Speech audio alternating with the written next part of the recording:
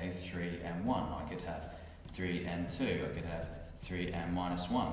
That'll help you realise that in every instance, x is going to equal 3.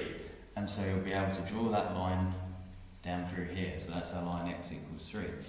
Now on the next one, y equals minus 1, you'll notice that obviously if this one is vertical, that one's going to be horizontal. But again, if you were unsure, you could try to just make up some values where y is going to be minus 1 every time, just to help you out. Okay, so you can see y is always going to be minus 1. That's here, there's minus 1.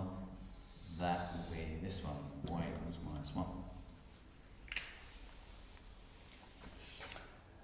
On to this one. So now we've got diagonal lines. Now the part here tells us the gradient and the part here tells us the y-intercept. This tells me where to start when I'm drawing the line.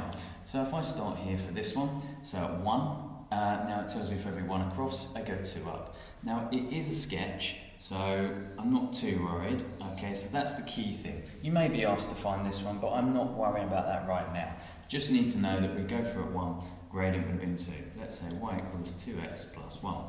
Now for the next one, we see there, similar way, it still has plus 1, so we still want to go through this point, but this time it's going to be steeper.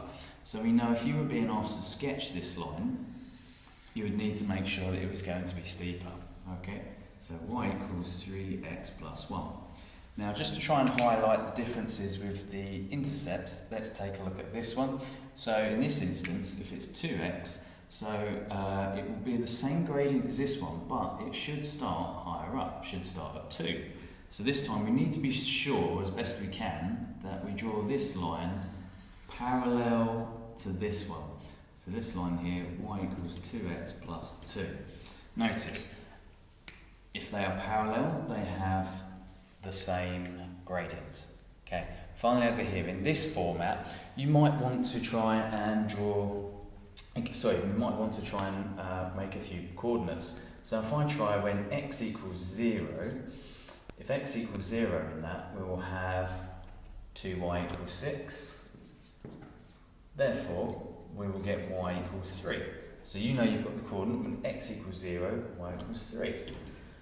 Similarly, if we said y equals 0, so in that instance, that would disappear, 3x equals 6. Therefore, in this instance, so x will equal 2. So we have when x is 2, so let's say it's about here, y is 0. All of a sudden now, we have two coordinates and we can draw our line that goes through them.